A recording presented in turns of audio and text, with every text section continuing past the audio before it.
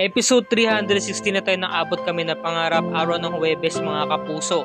Nakapagtago pa itong si Carlos, no? At ang sabi niya ay pasalamat ka RJ dumating ang anak mo. Kung hindi, napuruhan ka ng sobra. Diba? Talagang gusto niyo talagang patayin si RJ. Samantalang itong si Michael, katok ng katok sa may pintuan ng CR. Abe pare, okay ka lang ba? Kanina ka pa dyan ah. Pare, kamusta ka dyan? Carlos, ito naman si Carlos pawisan. Diba dahil nga kinakabahan siya eh. Sa nangyari, tinawag niya Michael. Oh, Carlos, ikaw pala yan. Kala ko ikaw itong nasa loob. Kanina pa ako nandito, nagsasalita. Teka, ba't pawisan ka? Sabi ni Carlos. Sa labas na ako sumuka.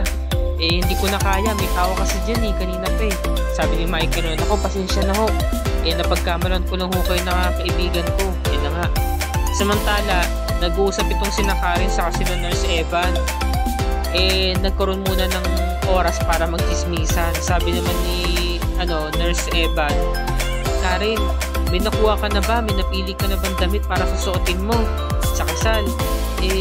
Sa sunod na linggo na lang. Ano sunod na linggo? Sunod na linggo na rin ang kasal ni na Tita Lynette. Hindi na tayo makakapaghanda.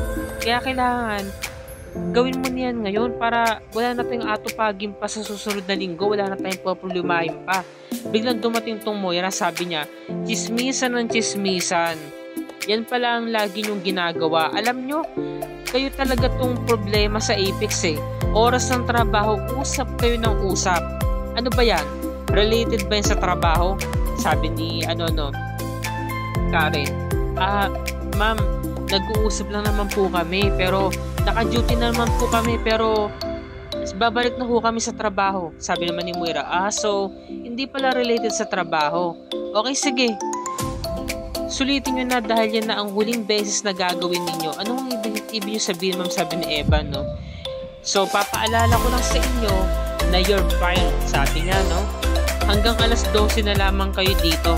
Kaya mag-alsa balutan na kayo. Dahil hindi na kayo babalik dito at hanggang na kayo sa trabaho. Ginanon niya, no? Samantala, itong si Carlos, tinawagan ni Lynette. Kinamusta? Kamusta kayo dyan? Anong nang ganap? Sabi naman ni Carlos, nako, grabe pala mahigpit. Hindi ko mapapangasawa ko. Hindi naman nag-aalala lang ako. Sige na, mag-enjoy na kayo dyan. Enjoy the party. Saka, tumawag ka na lang sa akin. Update mo ako ha. Sige, Lynette, maraming salamat ha. Yun. Tapos nun, ayun na. Pinuntahan nga siya ni Lindon. Diba? So, sabi naman ni Carlos, sige na, bumalik na kayo doon. Kumuha pa kayo ng gusto nyo inumin. Sabi naman ni Michael, Carlos, ano bang ginagawa mo dito? Nandito ka pa pala. So, humiram muna ng alak si Carlos at pinasign na lang, 'di ba? Hinahanap niya yung ballpen niya. Sabi naman ni Michael, 'di ba binigay ko sa'yo kanina yung ballpen mo? Oo nga hindi ko na malaman. Siguro nahulog ko dun sa labas kanina nung sumuka ko. Samantala, ito naman si RJ, ginagamot na nung nurse. Okay na naman siya, medyo masakit na yung batok niya at nahihilo lang siya. Kinamusta siya ni Annalyn. Sabi naman ni RJ, siguro baka gusto niya lang akong gawan ng masama. Sabi naman ni Harry, baka naman gusto siyang pagnakawan. Posible, maaari. Kasi hindi ko talaga siya namukhaan anak eh. Dahil nakatalikod ako sa kanya. Sabi naman ni Annalyn, hindi ko kasi siya makita eh. Hindi ko siya namukhaan dahil naka-hoodie jacket kasi siya. Sabi naman ni Regan, napakasama niya. Sabi naman ni Harry, sigurado akong kakarmahin siya. Hindi niya alam tatay niya yun. Tapos naalala ni Annalyn, nakuha niya yung ballpen ni Doc Carlos. Doon nga sa pinangyarihan nung krimen, di ba? Samantala, sina Nurse Karen, napapaiyak. Sabi niya, papaano na tayo, Mars? Nagtrabaho lang naman tayo, di ba? Nagtatrabaho tayo ng marangal. Wala naman tayong ginawang masama. Wala tayong kasalanan sa ospital. Sabi naman ni Nurse Evan, lumaban tayo, Nurse Karen. Wag na. Baka ma-blacklisted pa tayo, hindi pa tayo makapag-apply sa ibang hospital. Hindi. Kailangan lalaban tayo. Hindi yan tayo pwede maliit-maliitin kasi yung mga Moira na yan, wala naman kasi talaga lumalaban sa kanya eh. Kaya kailangan talaga, meron lumaban sa kanya.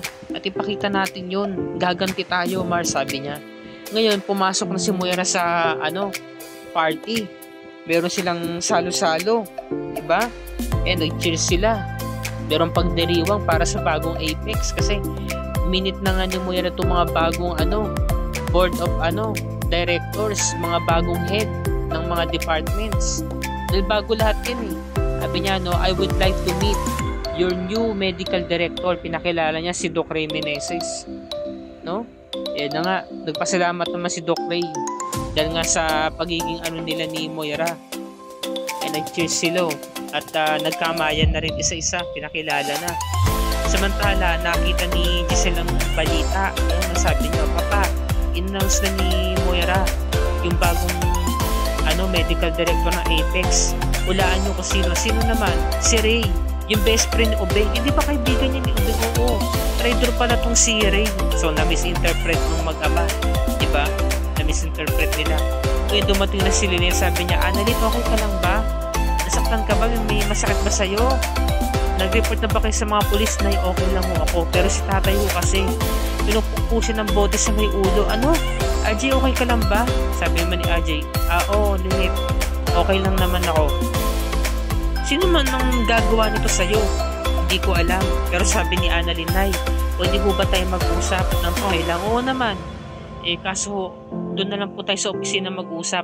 Harry, Regan, kayo na muna bala kay tatay, babalik kami agad. Sabi naman ni Lynette, Annalyn, ano ba yung kailangan pa natin mag-usap dito sa opisina ko? Ba't kailangan tago? Nay, may ginuhutong ganto para wala akong maging problema. Nay, ito po yung ballpen ni Doc Carlos. Nakita ko ho yan sa pinangyarihan kung saan po pinukupo ng bote sa ulo si tatay. No? Nay, si Doc Carlos po ang may gawa niyan. Tapos sabi naman ni Lynette, imposible yung sinasabi mo, Annalyn. Hindi yung magagawa ni Carlos. Mabait yun, hindi niya kayang manakit. Nay, nandiyan na po ang ebidensya. Tatanggi po ba kayo? Nay, aminin niyo na ho kasi na kayang-kaya ho itong gawin ni Doc Carlos. Kayo nga sinaktan niya eh. Walang ganon, anak. Hindi ako sinasaktan ni Doc Carlos. Ano ho yan, Nay? Nagkaroon ho kayo ng pasa. Hanggang ngayon, hindi nyo pa na sinasabi sa akin kung anong dahilan. Ang totoong dahilan, anak, di ba nga sabi ko nga sa inyo, nahimatay ako at nahalaglag ako. Kaya natural doon yung tumama, kaya ako nagkaroon ng pasa. Sabihin mo na kasi yung totoo, Nay, umamin ka na. Wala akong ibang aminin, anak. Nagtataasan sila ng boses. Kalo ko nga masasampal dito si Annalyn eh. Nay, aminin mo na kasi si Doc Carlos ang may kagawa nito. Hindi yung magagawa ni Doc Carlos. No. So pinakita na nga ni Annalyn yung pasa, di ba? Sabi niya, Nay, iyan na po yung ebidensyo na magpapatunay. Magkakaila pa ba kayo? Sabi niya, nagtatalo na sila. Nagtataasan na sila ng boses. Samantala, dumating na si Carlos, sabi niya, ano ba yan, Lynette? Annalyn, ang lalakas ang boses ninyo, naririnig ko sa labas. Ano ba yung pinagtatalunan nyo? Sabi ni Annalyn, kayo po. Ano? Kayo po yung pinagtatalunan namin ni nanay. Dahil kayo po ang pumupok ng bote kay tatay. Sabi, at sinasaktan nyo rin si nanay. Sabi ni Carlos, hindi totoo yan, Annalyn. Hindi ko kaya saktan ng nanay mo. Mahal na mahal ko siya. At yung sa pagpupok mo sa, pagpupok ko sa ulo ng tatay mo, hindi ko kasalanan yun. Hindi ko ginawa yun, sabi ni Lynette. Tumigil ka na nga, Annalyn. Humingi ka ng sorry kay Carlos. Hindi ako hihingi ng sorry sa kanya. Malis na siya. Annalyn. Samantala, ito na. Habang nagdiriwang si Moira, pumasok na yung dalawang marites, nagpapalakpakan. Sabi ni Moira, anong ginagawa niyo dito?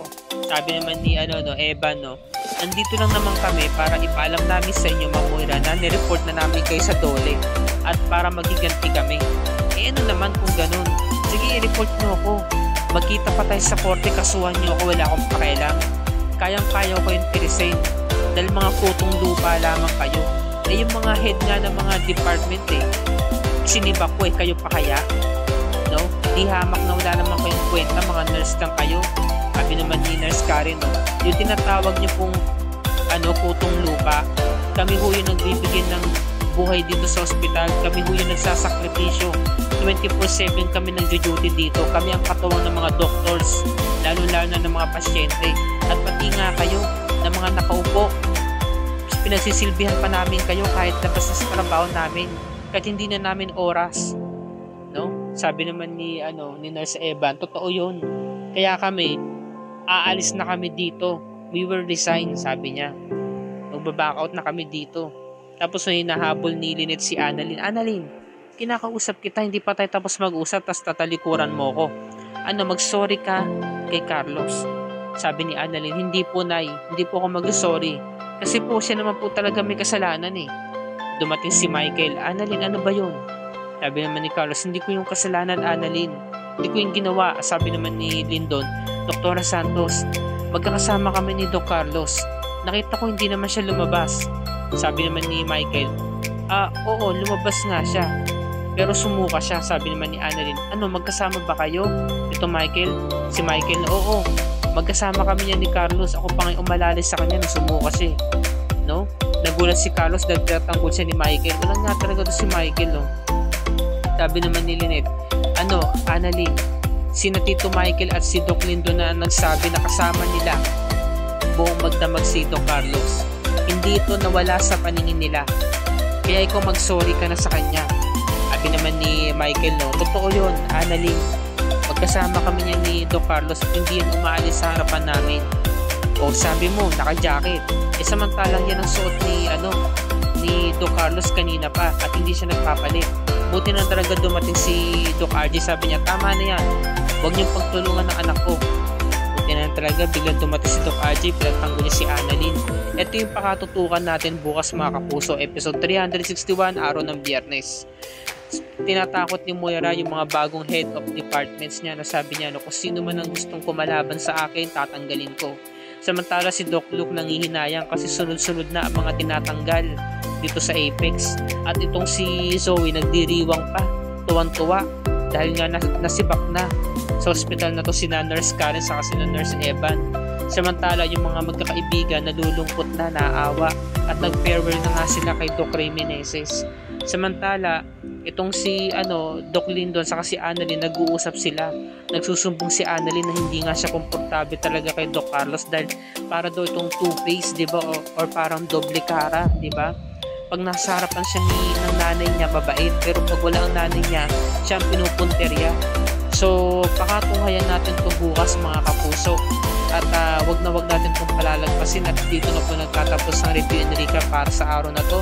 Kung bago ka pa lamang sa akin channel, please like and share this video on your social media platforms.